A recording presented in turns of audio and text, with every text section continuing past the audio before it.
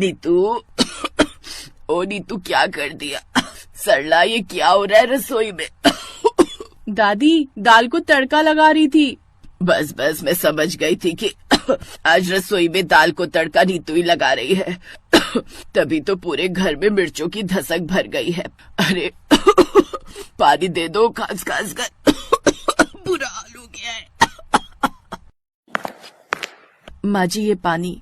अरे सरला, इसे रसोई में तड़का लगाना सीख। अब यहाँ तो हम सब सहन कर लेते हैं, पर ससुराल में ये सब नहीं चलेगा। अगर तुम्हारी सास ने कह दिया कि बहू ने कैसा तड़का लगाना सीखा है, तो सोचो नीतू सब कितनी बातें बनाएंगे। कुछ नहीं होगा दादी, पहले शादी का तड़का तो लगने दो, रसोई में तड़का बाद में देखा जाएगा। नीतू सारा खाना बना लेती थी, पर बात आती थी रसोई में तड़का लगाने की, और नीतू का तड़का हमेशा धुआंधार और मिर्चों वाला होता था। कुछ महीनों बाद नीतू की शादी हो गई।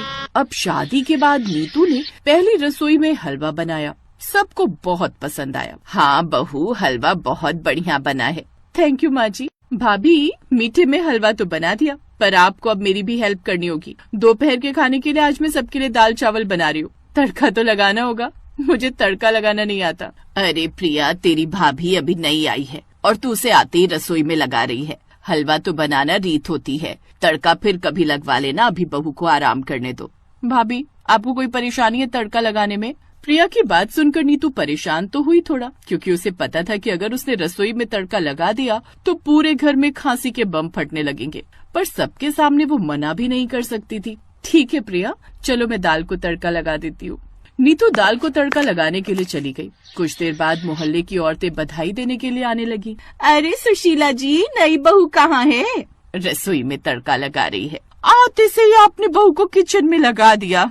नहीं नहीं, ऐसी कोई बात नहीं है। बहू तो आज पहली रसोई में हलवा बना कर लाई थी। अरे वो प्रिया का मन था कि आज का तड़का उसकी भाभी लगाए। प्रिया तड़का ढंग से लगा नहीं पाती। अरे तो कोई बात नहीं, अब भाभी आ गई है ना, तो भाभी को देखा देखी सीख जाएगी। नीतू ने तड़का लगा दिया था और हमेशा की तरह आज भी उसने तेज आंच कर दी और खौलते हुए तेल में मिर्ची डाल दी। सौरभ, खिड़की दरवाजे बंद तो नहीं है? जरा खोल दे, थोड़ा धुआं बाहर चला जाएगा। खोल दिए मम्मी। सौरभ किचन में जाता है तो वहाँ पर नीतू और प्रिया लगातार खांस रही थी। नीतू ने मिर्चें जला दी थी। भाभी, आपका तड़का तो धुआंधार भी और असरदार भी। देखो ना, भैया बहाने से रसोई में चले आए।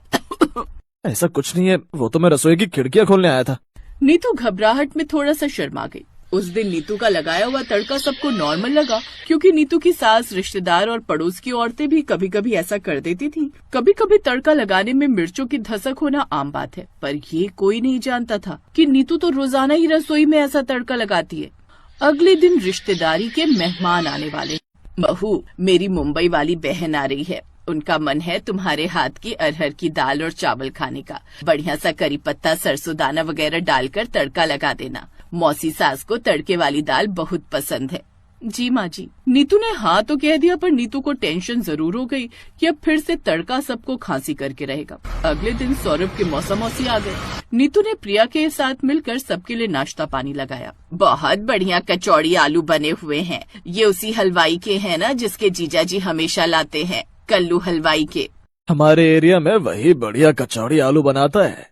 ये तो हुआ बाजार का। अब हम अपनी नई बहू के हाथों का खाना कब खा रहे हैं? दोपहर में तो नीतू ही सबके लिए खाना बना रही है। अरहर की दाल और चावल बनवा रही हूँ, साथ में पनीर की भुर्जी बनेगी। बहुत बढ़िया। चलो अब तो बहू के हाथ का पेट भर खाना खाएंगे। बना लो बहू जल्दी से। जी बस दाल उबल चुकी है, तड़का लगाने ही जा रही थी। नीतू घबरा रही थी कि तड़का धुआंधार होने वाला है। भाभी, मैं कुछ हेल्प करूँ?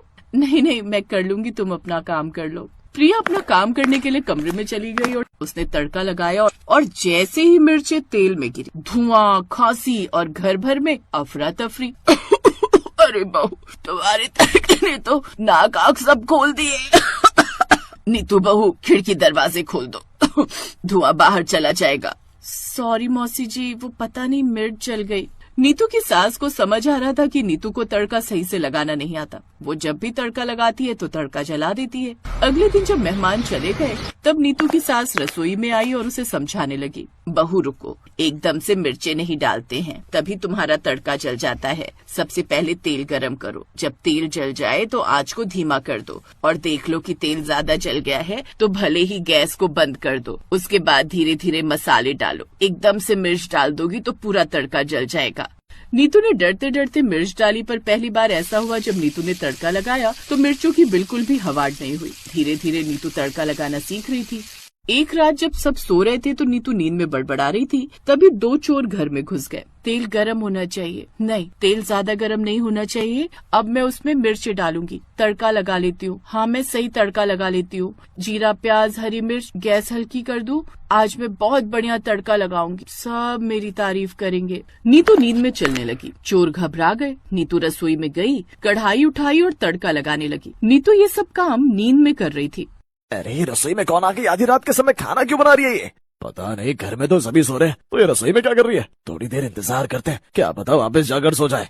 तभी नीतू ने तड़का लगाया और नींद में होने के कारण नीतू का तड़का धुआंधार और खतरनाक हो गया। पूरे घर में मिर्चों का धुआं फैल गया। सब लोग उठकर बाहर आ गए। खांस खांस कर सबका बुरा हाल था। दोनों चोर भी बेहाल हो चुके थे। अरे तुम दोनों कौन हो? भैया जी माफ कर दो, चोरी करने आए थे, पर इन मैडम ने न जाने रसोई में कौन सी मिर्च जलाई कि हम तो अंधमरे हो गए। नीतू तुम इस समय रसोई में तड़का लगा रही हो? सॉरी माँ जी, पता नहीं नींद में क्या सोच रही थी, रसोई में कब आ गई कुछ पता ही नहीं चला।